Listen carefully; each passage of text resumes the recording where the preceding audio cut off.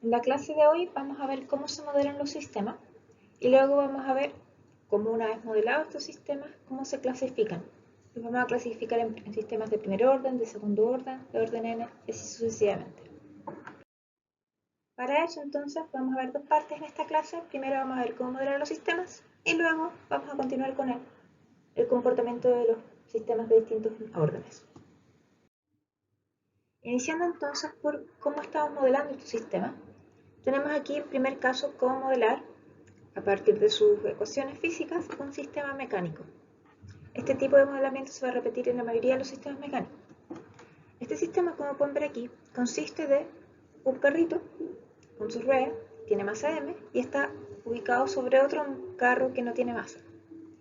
Y están conectados entre sí por una elasticidad, esto puede ser un eje por ejemplo, que tiene un valor de elasticidad y un valor de amortiguamiento.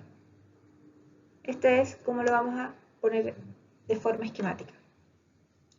Dado esto, vamos a utilizar las ecuaciones de Newton, las ecuaciones que ya vieron en ramos de mecánica anteriormente, y primero que nada van a modelar el sistema en el dominio del tiempo.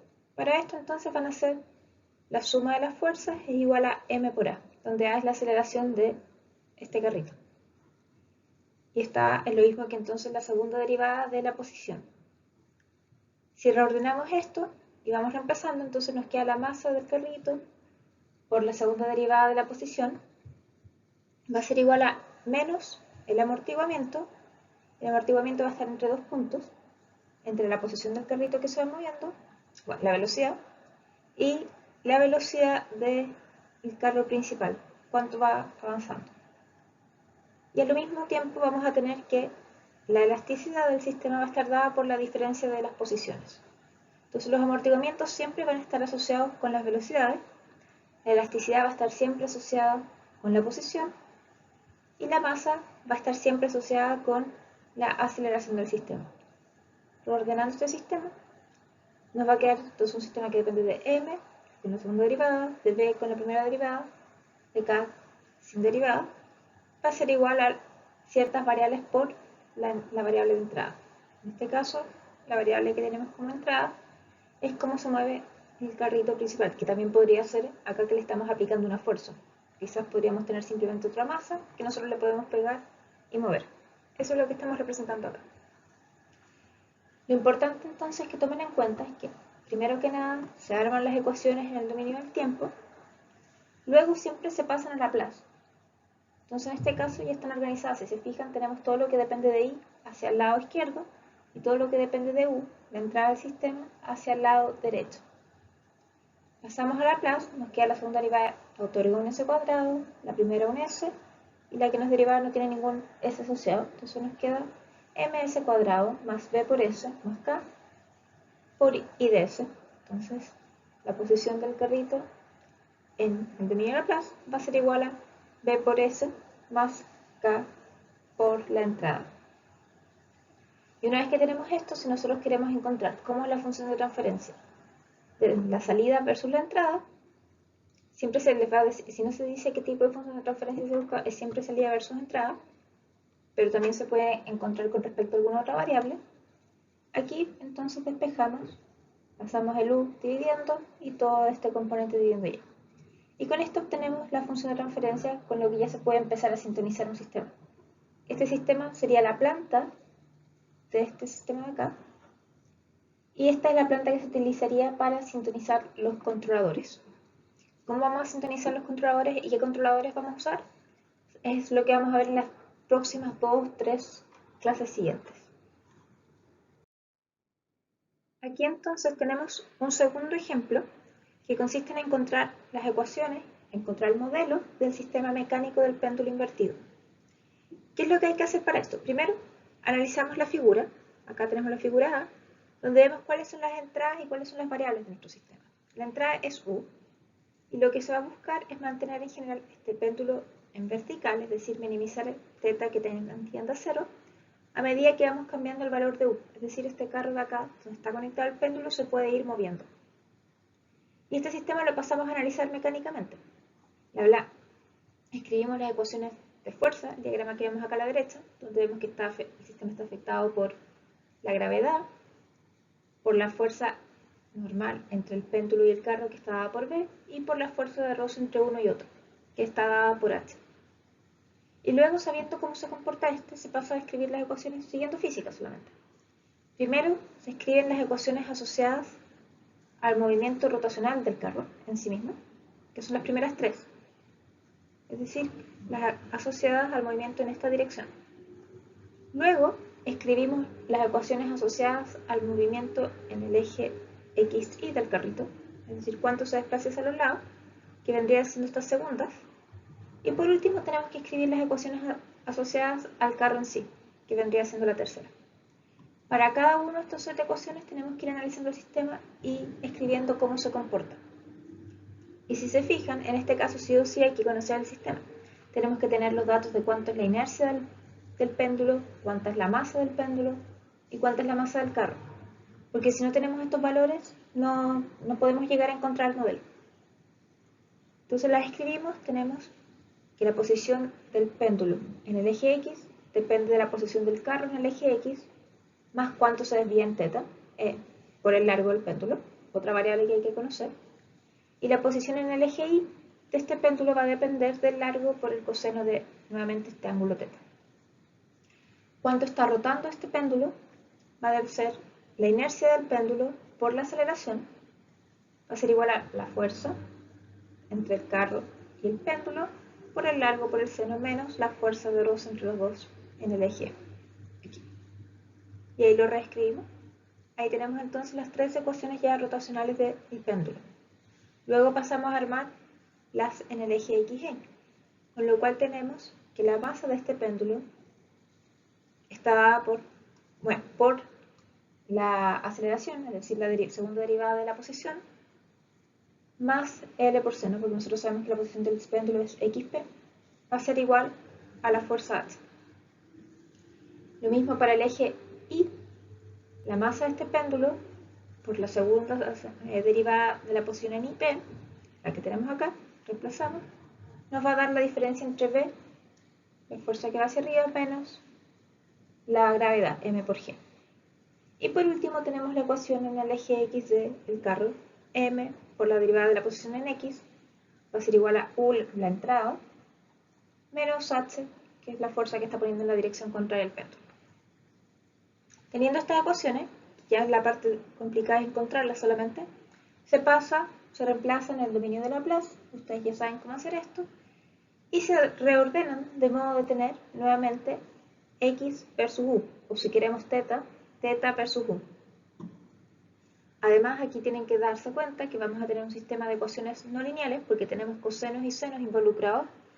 Entonces, para poder encontrar nuestra función de transferencia final, si es que queremos saber cómo afecta la entrada U al ángulo θ, vamos a tener que linealizar el coseno.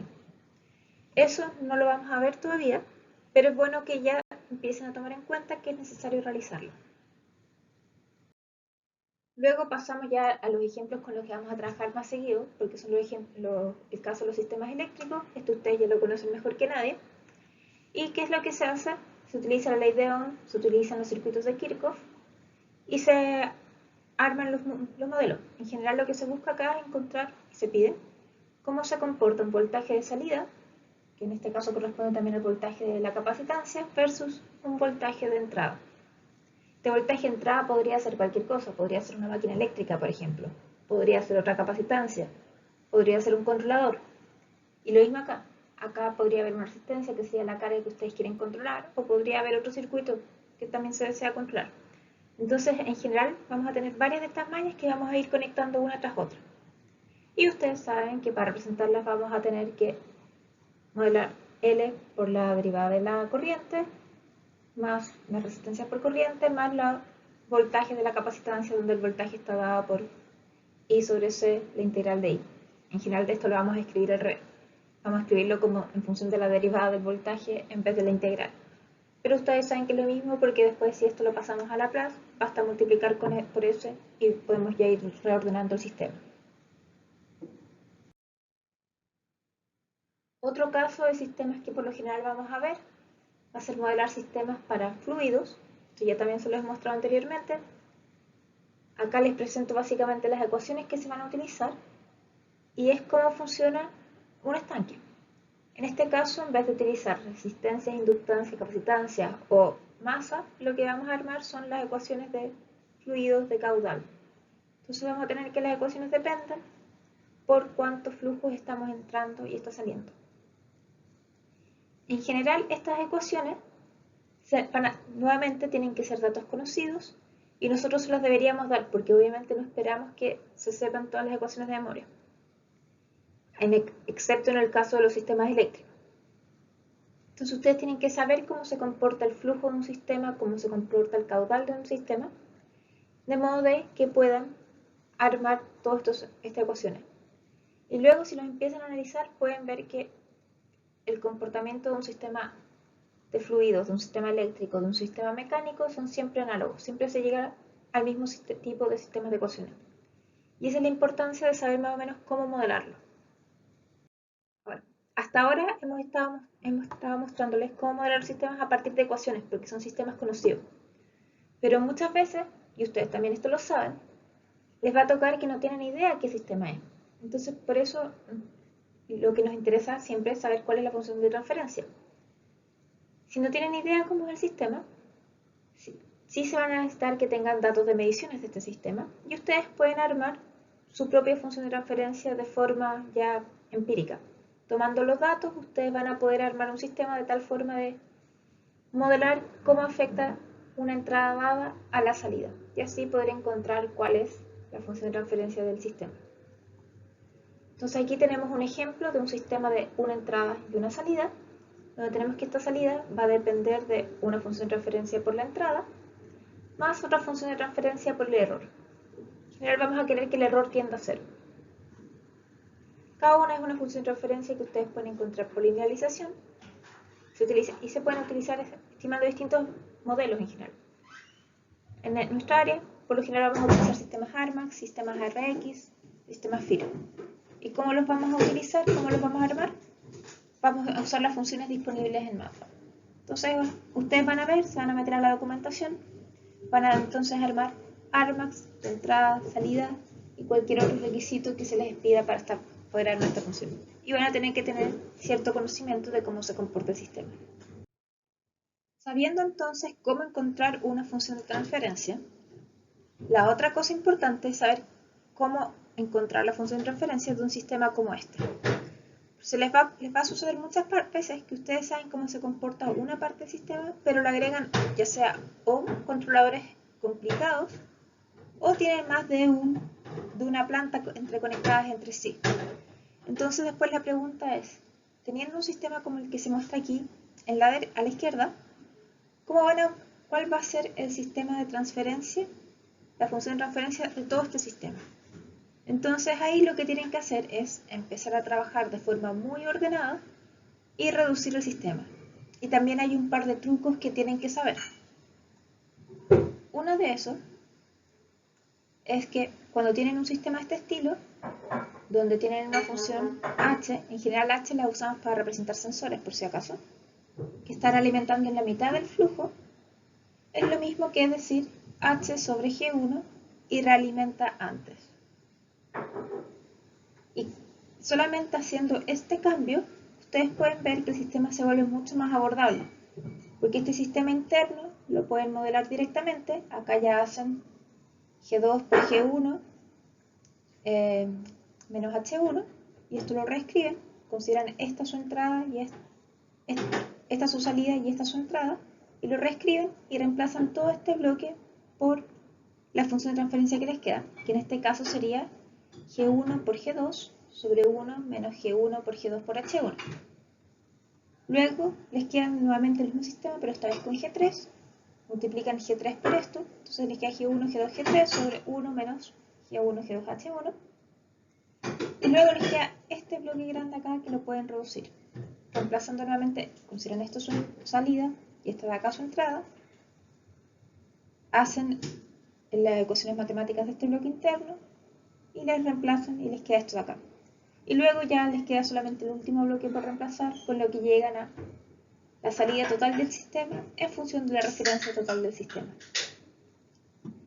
De esto vamos a practicar después un poco en clases para que puedan ir acostumbrándose, porque se va a dar en múltiples ocasiones que tienen sistemas donde, como acá, tienen distintos lugares donde se realimentan los sensores, por ejemplo, y tienen distintos controladores, distintas realimentaciones, y siempre es útil saber cómo llegar a la función de transferencia total de este sistema que se está estudiando.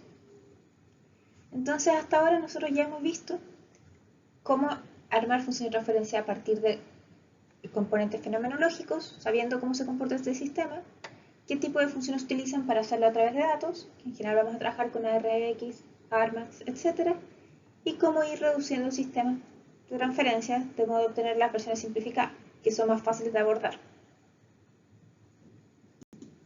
Sabiendo eso,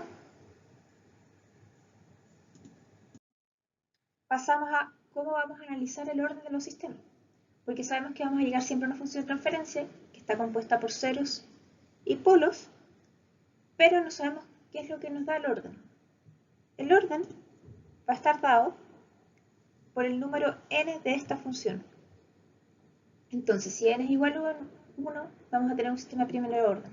Si n es igual a 2, vamos a tener un sistema de segundo orden. Y así, si el n es igual a n, es un sistema de orden n. ¿Cuál es la importancia de diferenciar los sistemas de primer y segundo orden u orden n? Es que, por un lado, según cuál es el orden del sistema, vamos a tener el número de polos de este sistema. El número de polos de este sistema nos va a dar más puntos en los que el sistema puede ser estable o inestable. Y además nos va a entregar distintas características del comportamiento. Vamos a ver que sistemas de primer orden tienen ciertas características, mientras que sistemas de segundo orden van a tener otras. Y en general sistemas de orden n se van a representar en función de múltiples sistemas de primero y segundo orden. Y se van a analizar cada uno de estos subsistemas de forma independiente. Partiendo entonces por los sistemas de primer orden, acá tenemos un ejemplo, donde tenemos una función de transferencia, va a ser igual a, por ejemplo, 1 sobre a sobre s más 1 sobre a, que esto es lo mismo que decir 1 sobre una constante de tiempo dada más 1.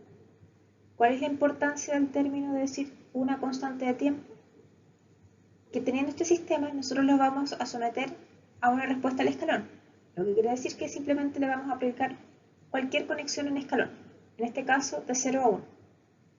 La constante de tiempo, que es lo mismo que decir 1 sobre a, va a indicar en cuánto tiempo se demora en llegar al 63% del valor en estado estacionario. Si este escalón es 1, va a ser en cuánto se demora en llegar a 0,63, al valor 0,63. Y después se va escalando según cuánto es el valor final del escalón.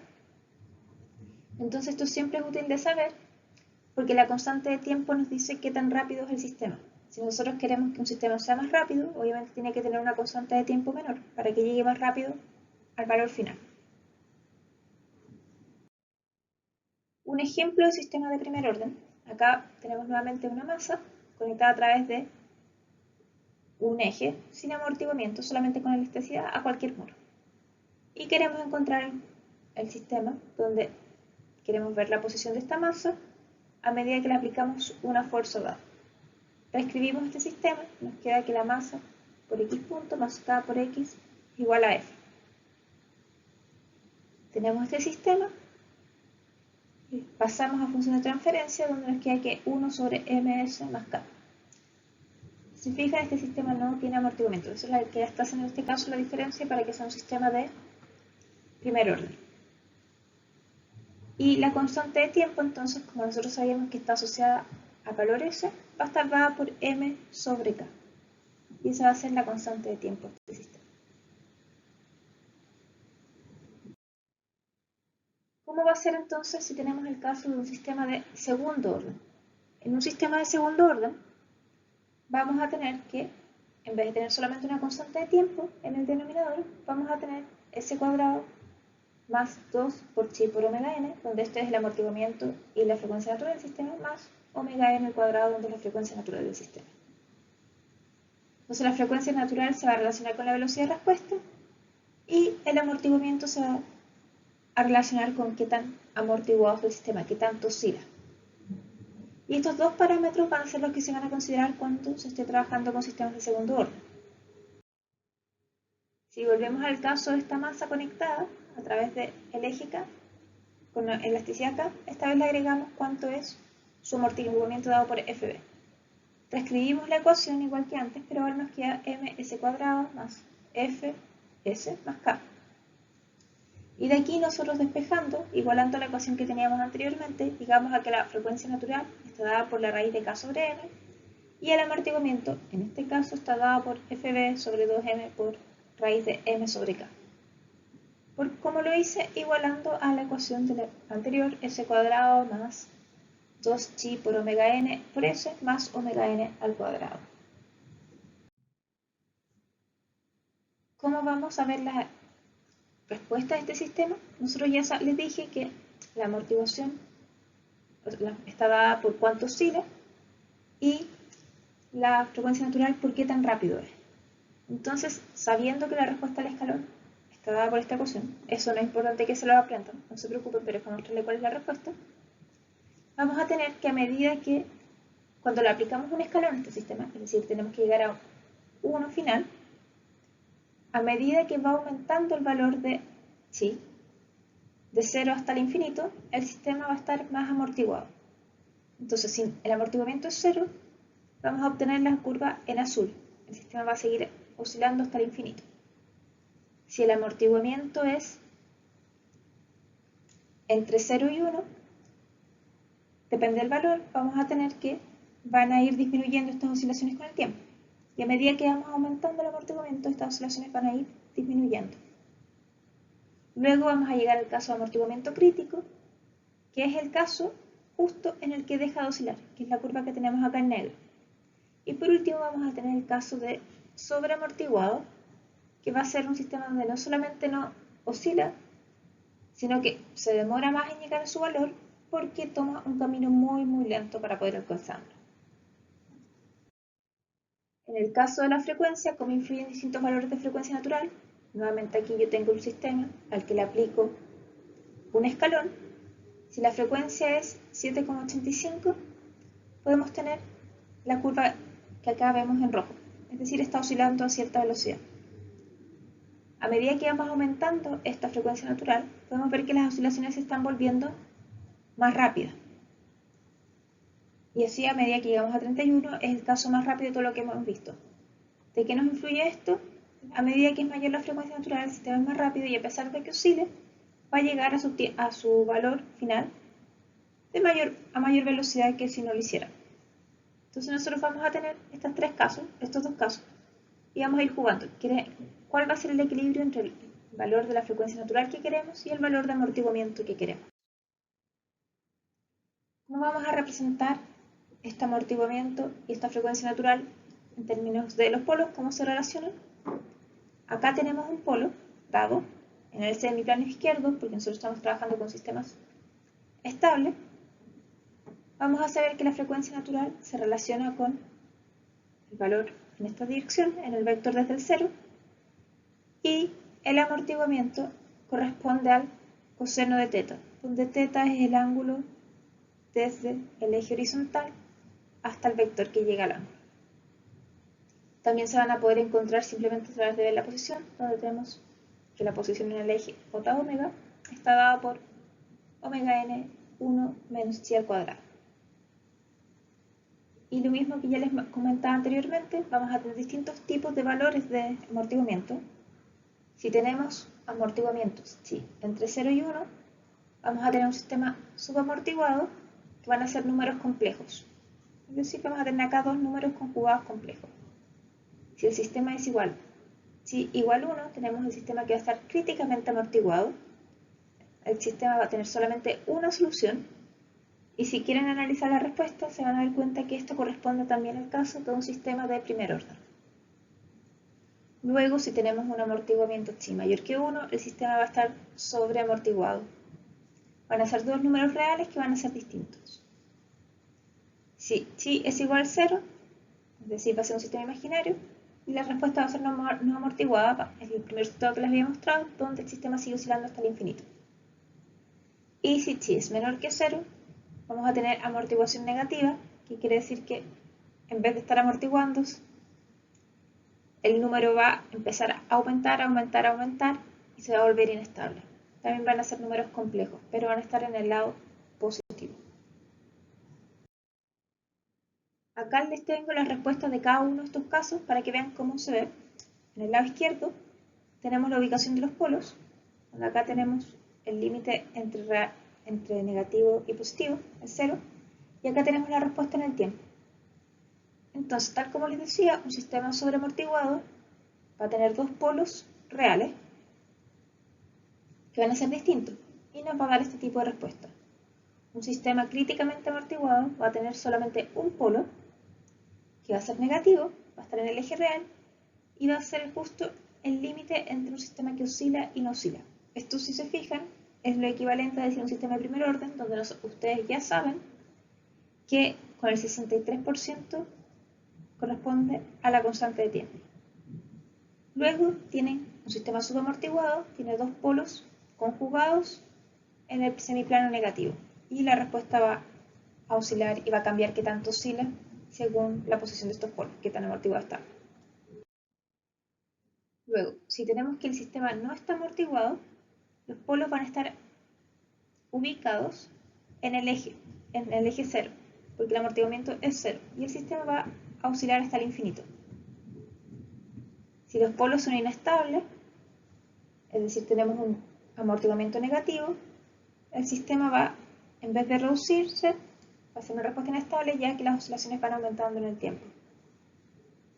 Y por último tenemos el caso de polos exponencialmente estables, es decir, un sistema donde los polos son reales, pero son positivos, y ahí se va a ir exponencialmente hasta el infinito, va a ser más rápida esta inestabilidad. Y todo esto ustedes lo van a poder ir analizando a partir de los polos, a partir de los amortiguamientos.